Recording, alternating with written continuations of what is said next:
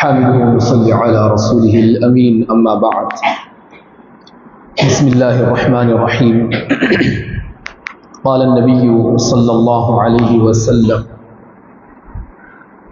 لا يقيمن أحدكم رجلا من مجلسه ثم يجلس فيه ولكن توسعوا أو تفسحوا رواه البخاري. معزز سامعین، ایک مسلمان کی ساری زندگی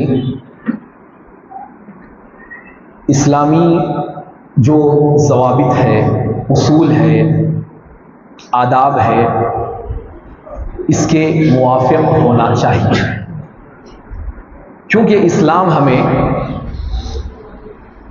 زندگی کے ہر گوشے میں تعلیم دیتا ہے کہ تمہاری زندگی کے اس گوشے میں تمہیں کیسے ہونا چاہیے، تمہارا ادب کیسا ہونا چاہیے، آداب کیسے ہونے چاہیے. معزز سامعین، انہی آداب میں جو ہماری زندگی میں ضروری ہوتے ہیں، مجلس کے بھی آداب ہیں. مجلس کیا مطلب؟ بیٹھک، جہاں پر 2 لوگ، 3 لوگ، 4 لوگ، 6 لوگ، 8 لوگ، 10 لوگ بیٹھتے ہیں، وہ مجلس رہتی ہے. تو شریعت ہمیں ایسی مجلسوں کے بھی آداب بتائے ہیں کہ جب ایسی مجلسیں لگے بیٹھے تو کیا آداب ہونے چاہیے. تو لہذا سب سے پہلا ادب یہ ہے کہ کسی مجلس میں بیٹھنے سے پہلے اہل مجلس کو سلام کہنا چاہیے.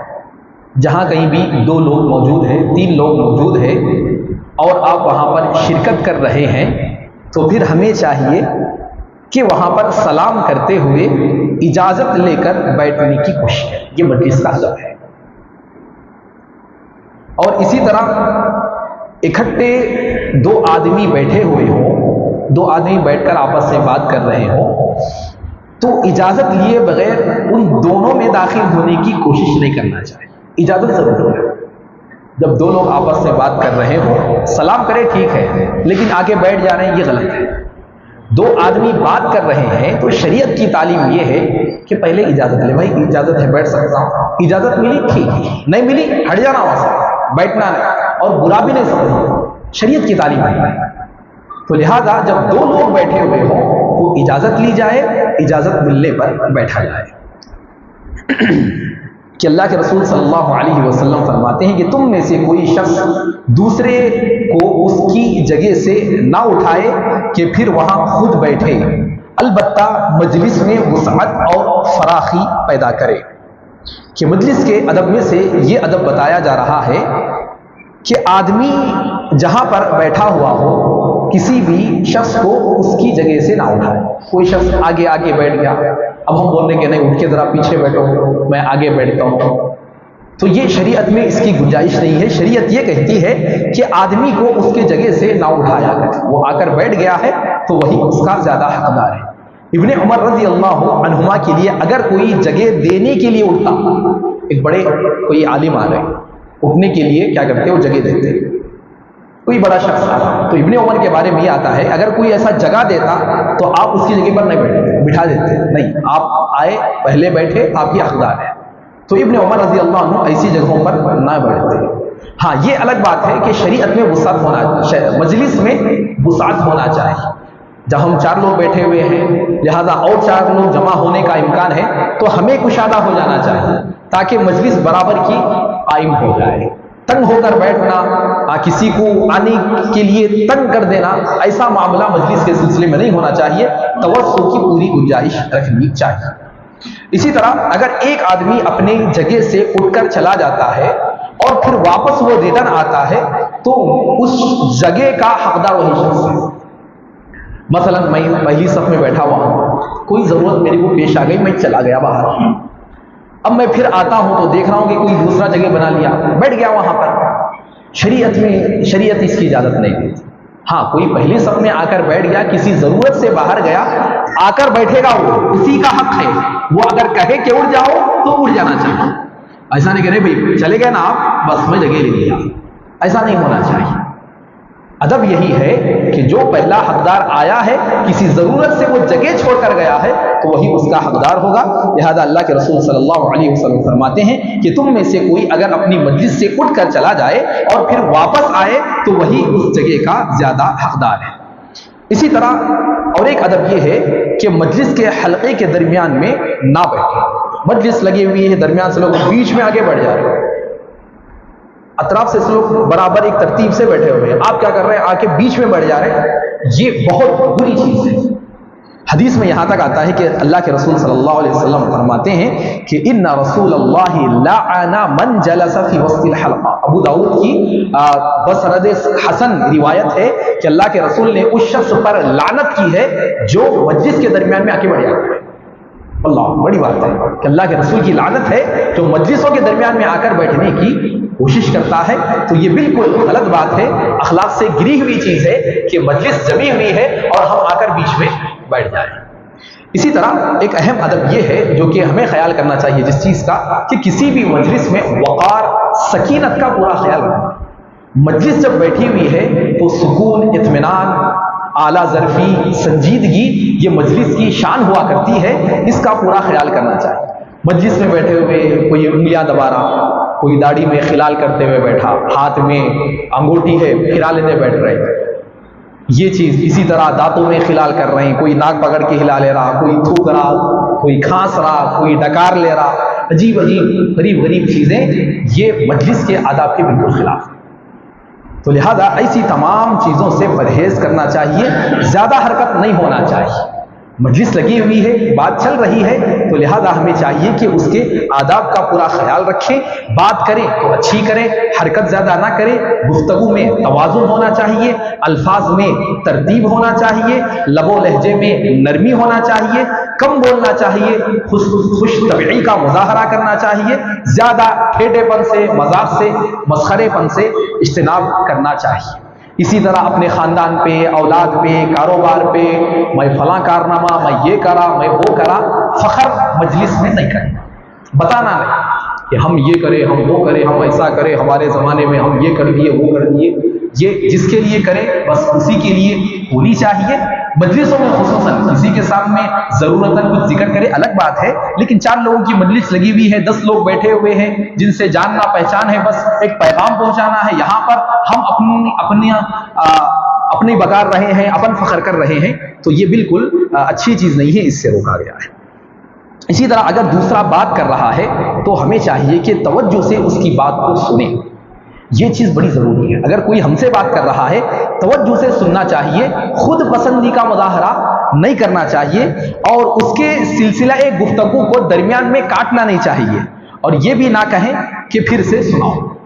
कोई शख्स सुना रहा है तो बात पूरी सुनना चाहिए, बीच में सुने बगैर जवाब दे देना, या फिर पहले तो सुनना नहीं फिर बाद में बोलना, अरे नहीं फिर एक मरतबा बोलो, फिर एक मरतबा बोलो, ऐसी चीज़ें जो है, जो शख्स हमसे बात कर रहा है, सवाल कर रहा है, उसकी तबीयत पर बड़ी गिरा गुजरती है, तो शरीयत ने इन तमाम चीज़ों का लिहाज रखने की हमें तालीम देता है। ये मजलिस के ताल्लुक से। इसी तरह कभी मजलिस जो है, कभी मस्जिद में भी लगती, तो कभी क्या है चौरस्तों में भी लग जाती मजलिस हमारी, चौरस्तों पे 4 लोग मिलकर चबूतरे पे बैठ जाते हैं। तो लिहाजा यहाँ पर भी शरीयत की तालीमात हमारे लिए है। लिहाजा अल्लाह के रसूल सल्लल्लाहु अलैहि वसल्लम ने जो तालीमात हमें दी है वो ये है कि सबसे पहली चीज़, अगर हम रास्ते में बैठे, एक तो रास्ते में बैठना है चौरस्ते पे, एक जो है दुकान में बैठना। दुकान में बैठना क्या है, रोड पे दुकान है, कई लोग आते जाते नजर आते रहते हैं हमको, हमें क्या हुक्म है कि भाई नीची नजर रखें, अपना काम आप देखें, आने जाने वालों का सर्वे नहीं करना, कौन आ रहे हैं, कौन जा रहे हैं, कैसे है, क्या पहने, क्या बोल रहे हैं, क्या कर रहे हैं, इससे हमें मतलब नहीं होना चाहिए। अपनी निगाहें सबसे पहले, रास्ते का हक यही है, अगर हमारी नजर रास्ते पे है तो अपनी निगाहों को नीचे रखने की कोशिश करें। इसी तरह दूसरी चीज, रास्ते से गुजरने वालों को तकलीफ न दें। हाँ, कोई जा रहा है, कुछ हम छेड़ दिए, कुछ बोल दिए, कोई जा रहा है हंस दिए, कुछ गलती करा मारने पे चले गए, बातें कर दे रहे, उल्टे जवाब दे दे रहे, ताना मार दे रहे, ऐसी तमाम चीज़ों से गुरेज करना चाहिए। ये भी शरीयत में हमें रास्ते के आदाब बताए हैं।